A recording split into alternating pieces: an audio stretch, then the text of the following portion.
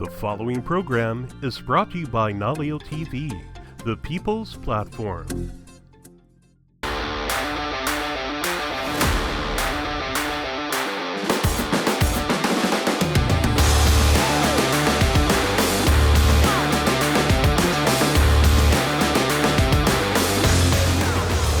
Aloha.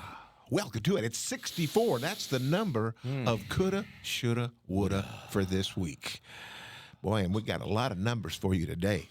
My name is J.E. Orozco. I'm John Henricks. Thank you very much for tuning on in.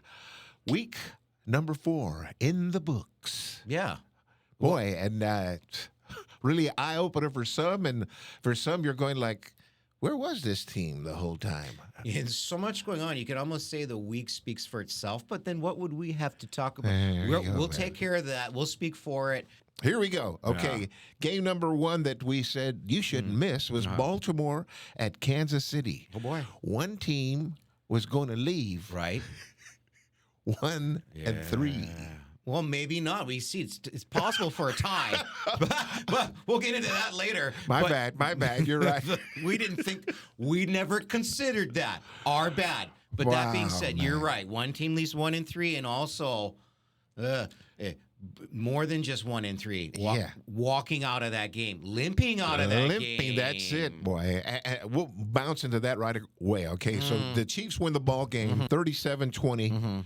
A lot worse than that score would indicate. Agreed. But Madubuike, Yeah. Broderick Washington, Marlon Humphreys, Roquan Smith, and the big one, Lamar Jackson, pulls himself out of the game. That's just towards the middle of the third quarter or so. And, well, okay, I thought he was going to come back in. No. So we are now on the precipice of, man, a big collapse there, because how do you make up Madubuike? Yeah. Okay, he's from Texas A&M, by the way. Yes. That was a big force in the middle, run stuffer and a half, boy. And without him there, boy, they were not having much success. No, they weren't, and the Chiefs were having a ton of success. It looked like a throwback game for them from years past, where they routinely could score more than 30 points a game, do whatever they want. Patrick Mahomes, beyond the run game and having the time to throw the ball, I think he threw the ball better. I mean, a couple weird ones that you're like, oh, yeah, he still can't throw the ball. And he kind of got warmed up. And then he was just slicing and dicing in the red zone. It was like just throwing these just gorgeous pinpoint lasers to guys that weren't totally open. But let's talk about what the problem is first. That's what I like to do. Let's talk about the problem.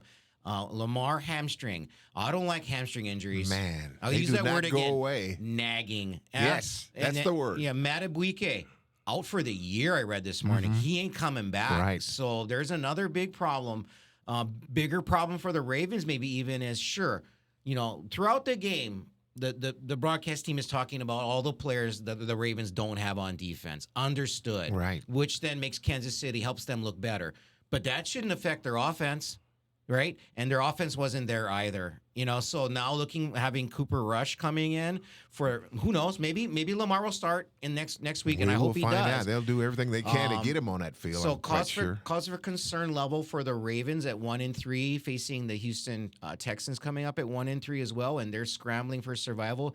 It's bad with all the injuries on defense. They weren't playing good defense anyway with a lot of those guys. Ranked near at the bottom of all defensive categories, and then giving the Chiefs life, which is what no other team in the NFL wants to see. So all the way around, bad for the Ravens. Resuscitation. That's what I would say. For the CPR for the Chiefs. Xavier Worthy coming Boom. in, Big man. time. It was a big pill for what ailed them, okay? So he coming in opened up a lot of Schuster underneath, boy. Yes, agreed. You still got Kelsey still doing when he has to. Didn't do that much, but nonetheless, again, they come out second-year wideout, 83 yards. Yeah. A long one of 37 yards, boy. But he was there, and again, having him there makes the defensive coordinator's job just a tad tougher. Yeah, and then you got the injuries on top of it, but his speed. I mean, the speed was most evident on his rushing attempt, where I think he picked up 40-some-odd yards, too, or plenty. He had yards in the air and on the ground, but this little reversal, whatever he did, how fast he quickly cut the corner. He didn't even have to go all the way to the outside Speedster. perimeter. which normally you'd have to do. But he cut that thing so fast and got into his full miles per hour so fast that he had plenty of room to work with and plenty of options. That opens it up for everybody. And just to see how quickly he reintegrated himself into their game and became a factor and caught great passes and was open. Big time for them. And then they being the Chiefs get Rashee Rice back soon too as well.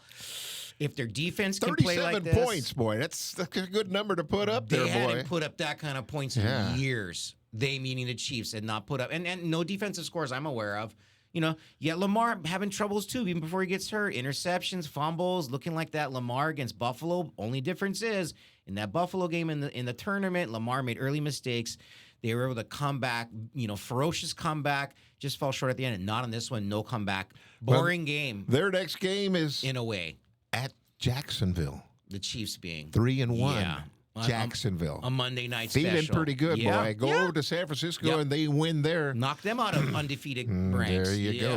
But, by the way, there's only 2 teams left undefeated. Not only that, but they didn't knock out Mac Jones real fast. Kind of knocked out Brock Purdy, which probably felt pretty darn good. Yeah, he didn't have that good of a game. Not really. Nope. The number 2 game was the Sunday night affair, okay? Second time this season, the Cowboys into overtime.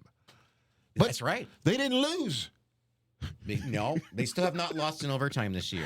Get this, John, okay? I don't know if they're 1-0-1. The Cowboys. Yes, okay. tell me. Talk to me. This is the first tie since 1969 for the Dallas Cowboys. Yeah. That's before I was even born. Oh, my God. That's a long time ago. The Cowboys have an overall record when scoring 40 or more points. What is that? What would that 68 wins. Yeah.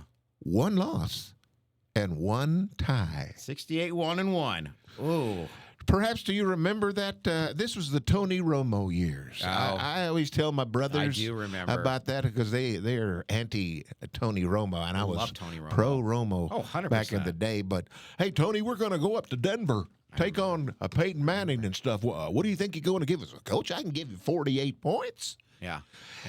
I don't know there, Tony. There's no way you can give us like 52. Not enough. What? Coach, I'm going to give you 48. Well, I understand that, but we're going to think our defense is terrible.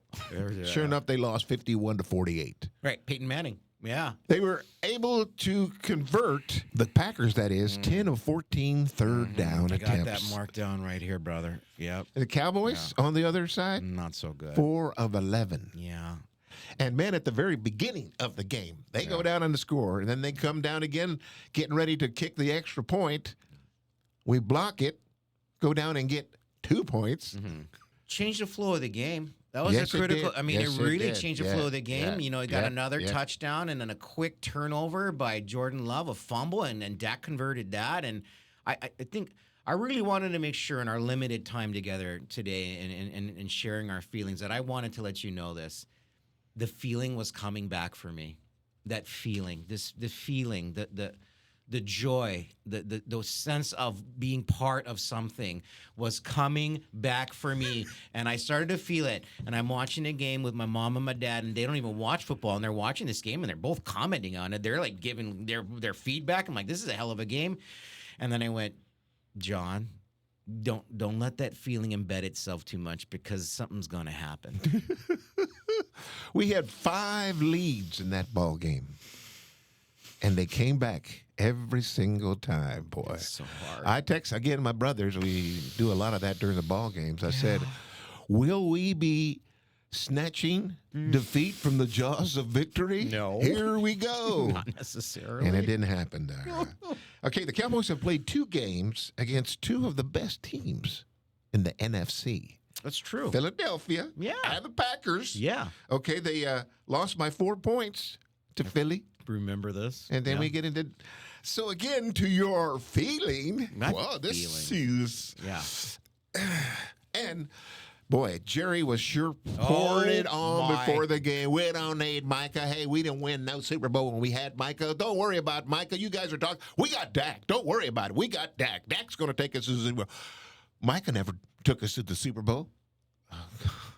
Well, and to his credit, save one big tackle where Yeah, Dak would have probably. gone into a touchdown. I feel I think so. he tackled Maybe him from Edgerrin behind. Cooper's there to get him 56 for the Packers, but it's a better story if Micah saves a touchdown. But that being said, it doesn't mean that Green Bay wouldn't have scored a touchdown as well, and we still would have ended up in this tie debacle. But man, you could see Jerry up in that box, he was that having a luxury box. time, man. You could see him tasting that victory and how that victory would have tasted for him. He wanted it bad. I'm I telling know, you, for man. him, he would have said, game over. No matter what happens going forward, we won the trade. Because Jerry sets the narrative, and Jerry would have said, clearly we won the trade. And to his point, you can make the argument Micah was there for pretty much the bulk of the game, his availability. He was in plays.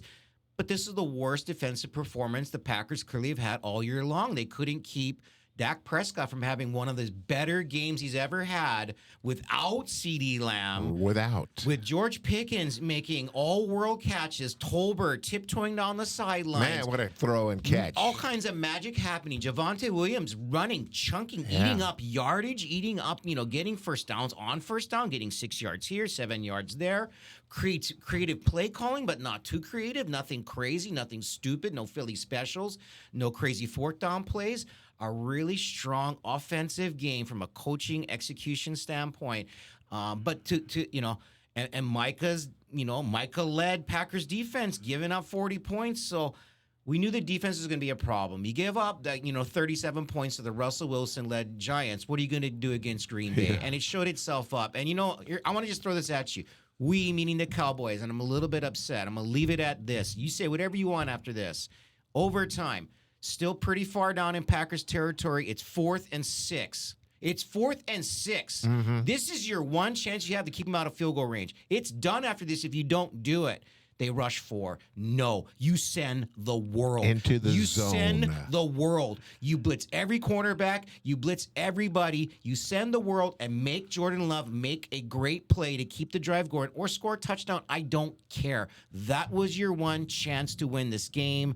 And we weren't up to the moment. We didn't call the right play. We should have sent the world. We should have blitzed him from every angle. Even make him pay.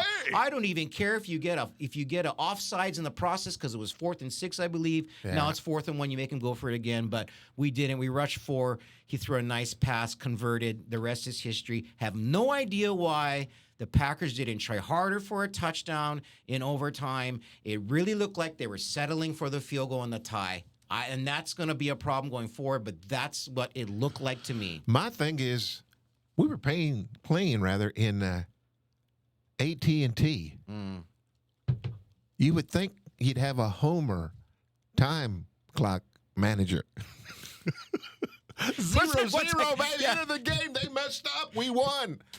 But no, you get 1 second. Anyway, let's move on. We're the Eagles. The tush push, or rather the fake tush push, 2 different times, man. I will give you this, man. I am looking at love it. I'm looking at the offensive coordinators. They are getting so. You're seeing a whole lot of a toss to the running back who makes a toss to a trailing wide receiver coming by. It's another option kind of play. But anyway, the one I'm talking about is they all line up, and he does a little toss to Saquon, goes around untouched. The second one was the tight ends there. Yeah, he gorgeous. He's the only one in the backfield, and he does a little quick pitch forward. Yeah, to Goddard. Yeah. Touchdown, man. Yeah. So they're so ingrained. We're going to stop this tush push. If it isn't bad enough, the humiliation of just succumbing to numerous tush push conversions in a single game, the Eagles are taking the humiliation to a whole new level. By faking you with it and converting it, not just taking the yard or 2 yards, scoring. Yeah, scoring. Oh, no. We're done with this part How of it. long have they been saving this up, partner? Right. Huh? Yeah. We saw a touch of it the last week, right on that not option play. You made mention of it, too. Yeah. Double option, I guess. True. For one time. But there's a lot of them that's happening with. I even saw, I think, 49ers pulled out the hook and ladder in their ball game. But the Eagles, okay, first half, okay. But the second half, they sucked. The second, Jalen, 0 for 8 in the second half. 33 total net yards in the second half. I didn't even think they had that for much. Philly. 5 3-and-outs. The offensive line, Saquon wasn't having any success there. Okay. And Nope, that not enabled really. Baker to climb back. Kind of. Climb Yeah, back. sure. And Baker, you're thinking, okay, man, he's pulled him out, brought him back from the brink a couple of times now this year. Is it going to happen again? Not to be. No, Not to be. and to me, this is no problem. The Eagles can win every kind of game. They can go out early, way ahead, and just hang on and win. They can be way down and come back furiously and beat you. They can go back and forth and just kind of control a game like they did against the Chiefs and the Wow. Cowboys. And look at the 4 teams they've beaten thus far. Chiefs, Cowboys, Rams, and Buccaneers. Not bad. 4-0. You're like, well, these are ugly wins. They're all one possession. They're getting lucky. golly. I don't care about any of that. And I'm going to throw this at you, too. This team is so, I'm going to say special in a way, too. First score of the game is on a block punt, Right. and a scoop and score. I look at this and I go, Philadelphia is controlling these special event plays, even though they're on the recipient side. That looked like a play they called and executed perfectly. Like, we're going to block this punt. Scoop it. Brown's going to pick Keep it up on and going. run it in on the hop. And it looks like they're calling the play. The second thing I would say is, because I'm watching the Saints-Bills games, of course. While I'm looking at the score in the corner. I see that the Eagles score. I don't know how, and I think other teams, when I see they score, I can kind of guess how it happened. They have their ways of scoring. Right. I have no idea how the Eagles can, because they could score a touchdown in any way, shape, or form on any level of defense, special teams, or offense. It's scary. It's scary. The monster is still alive, and the monster has not been killed yet. Not yet. Well, on the other hand, Buccaneers, I think they got that proverbial moral win. We could have thrown in the towel way earlier than that, but they managed to climb on back.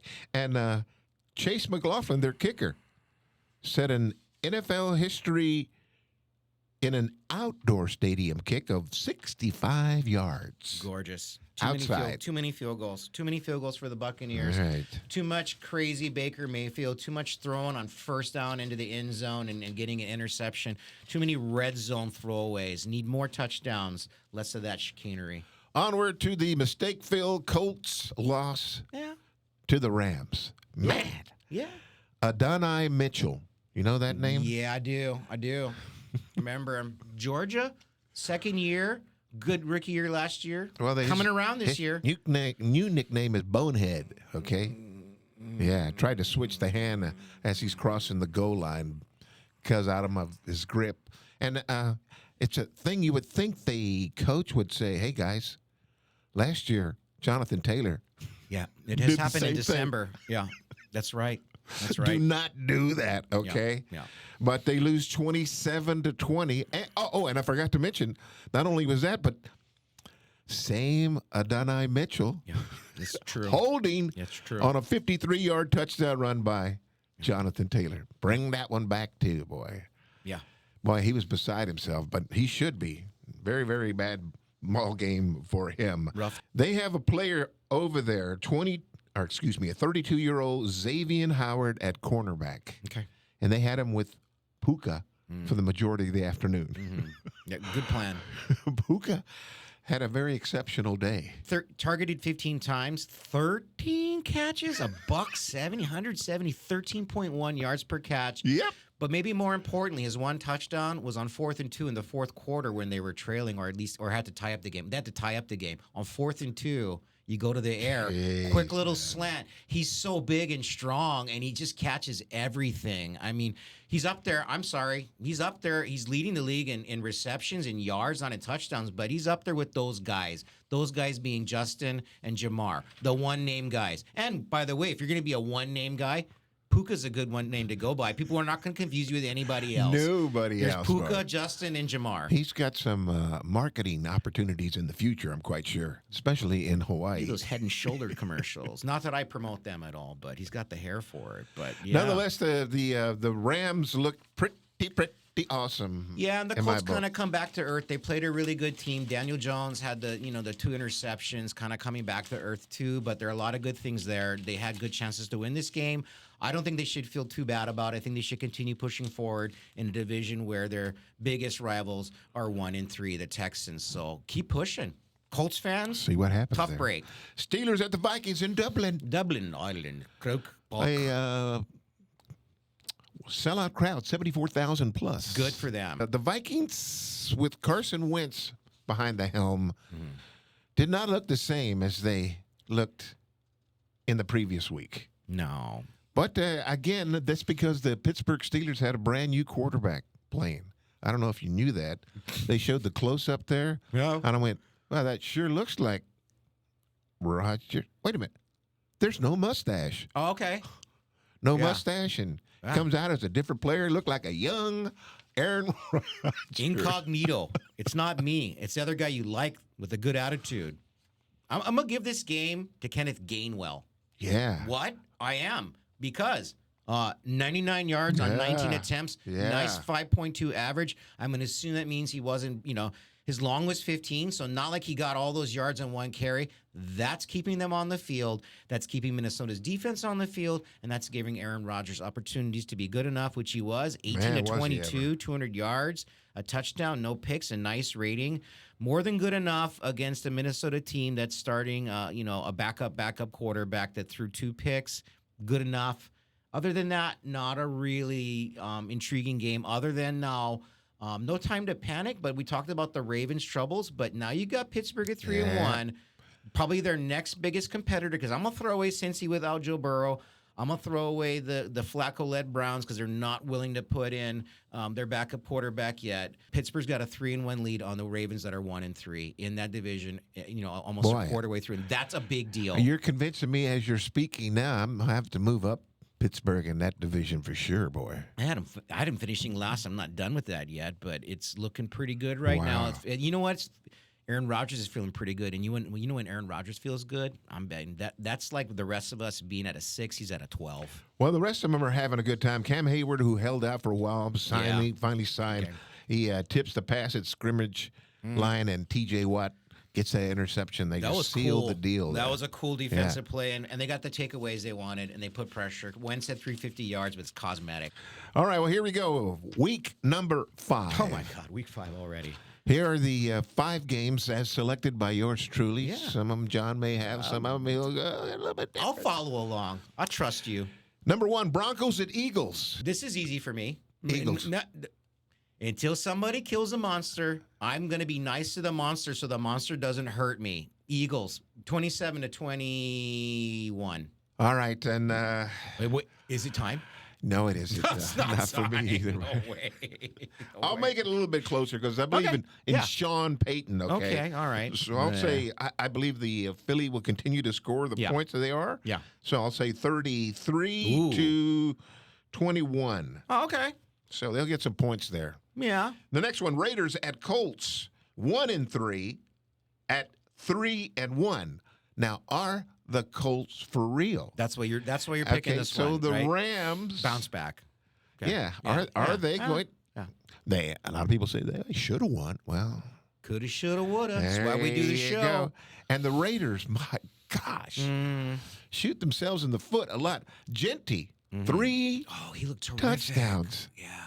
Finally, and then Max Crosby. My gosh, they didn't have an answer for him. He was No. running them around, boy. But they go down in defeat on the block. Yeah. So the Bears finally get one of those to go their way. These last second, like you're not supposed to win that game, and they get that, and the Raiders go down, and they would be 2-2 and a strong 2-2. I have big concerns about Geno Smith. He's just not you the took guy. the words out of my I'm mouth. Sorry. My question was going to, Yeah. who's behind Geno? Yeah, Aiden O'Connell waiting, I think, still. What I saw from John T, I was like, wow, it's not just the power, it's the speed, the cuts. It's starting to come around so that a three-headed monster of Crosby on defense and then Bowers and John T on offense, they just don't have a reliable quarterback. So it's easy for me. That's All right. easy for me. I'm Your going, score. oh, Colts bounce back 31-13. The Raiders are my second team, but I can't do it. No, I'll go with Daniel Jones. Yeah. I believe in Daniel Jones. And I'll go a more pedestrian 28-14. Colts. All right, Texans at Ravens. Both 1-3. Who's going to go backward here? Continue to go backward. Does Lamar play in this one? Is he guaranteed out? I don't think he's guaranteed out. Hamstrings are tough. There's no if. We have to pick a winner. Their defense comes from out of nowhere to stop C.J. Stroud. 24-17. Well, Forever. I will go the opposite route and makes go with the sense. Texans. I still will go. I don't believe in Cooper that much. So I'm going to go 27-17. Okay. Buccaneers and Seahawks, game number 4. Both of them 3-1. You go first. At the No, Seahawks. you go first. I'm saying Bucks. I'm Yeah. going the Buccaneers, baby. I'm saying Baker almost had it again. Yeah. And I believe they'll get Mike Evans back. They're getting Evans back. Yeah. They got Godwin. Igbuka is for real. And I'll go some big numbers here. I'll go 30-27 Buccaneers. I'm gonna part company with you again because I like what I saw from Seattle against Arizona on that Thursday prime game. I like Coach McDonald. They threw away some opportunities too, some poor coaching, so they'll fix that up. But all 3 levels look pretty good, and Sam Darnold made some really, really good throws to Jackson and Jigba Smith. I'm going to take the Seahawks to win this one with a defensive performance and kind of slowing down Bucky Irvin and Baker and the boys. 24-21 at home on maybe some late game shenanigans again to a Baker trying again to lead a comeback and just falling short, for the second consecutive week. 24-21, Yep. John goes. Yeah, All right. yeah. Final game, Chiefs at the Jags. Monday 2-2. Monday night. Yeah. At 3-1. Aiden Tyron, are the Jags for real? Right. Now, They could be 4-0. Etienne, man, he's gosh. started to turn it on some, He man. had a run that was just amazing. And the Just word we haven't, gorgeous the name stuff. we haven't heard yet, Yes, right. Hunter. Yeah, not much. Quietly having an effect. If I recall correctly, their one loss was a tough loss, and they've had some tough wins, but they could be 4-0, they could be 2-2, but they're 3-1. That ain't nothing to sneeze at when you're your best competition. The Texans are 1-3. You're feeling pretty good, Yeah. but no, the Chiefs got back where they need to be, to me. And this is a big game for the Chiefs to go on the road, take on a winning team at this stage. Up and coming winning team. Yeah, in the AFC, a team that's got hopes and dreams, that's looking to push forward and get to 4-1, and you never know, Baltimore beating and 1-4. So I'm going to take the Chiefs and all their experience and their momentum and Worthy and their defense playing great. Winning kind of easy, 28-13. I'm going to say their defense is a little tougher than what people expect. Okay? Jacksonville's? They're Jacksonville. good. So They're good. I'm going with the Jags, okay? Okay. And I will go with a more pedestrian again, okay? 24-22. Tight game ball. Yeah, like But some kind of a failed Jags. 2-point conversion or a missed kick from Butker, who's been missing a few kicks recently. That's kind of scary for KC. Otherwise, they should be feeling pretty good about themselves. But I forgot about that. I forgot about some of those names, and they're not just names on Jags defense that are coming through. And Kansas City did really well against the Ravens because they were banged up defensively. So I might regret that one, and I don't mind. If Jacksonville can win this game, put the Chiefs back into a losing record. I got no problem with that. No problem whatsoever. All right, well, we're looking forward to moving to the next week. Hopefully your team is doing some good things, unless you're a Tennessee Titan fan. But nonetheless, we wish you the best work as well. And we'll see what happens next week in the NFL. We love it. Thank you very much for tuning in to episode number 64 of Coulda, Shoulda, Woulda. Don't forget, sports@naleo.tv. Question, comments, opinions, whatever it may be, send it on in. My name is J.E. Roscoe. What's my name? Ty? Oh, John Henrik. Sorry. I was going to wear a tie today. Bidding you a fine aloha. Ahuyo.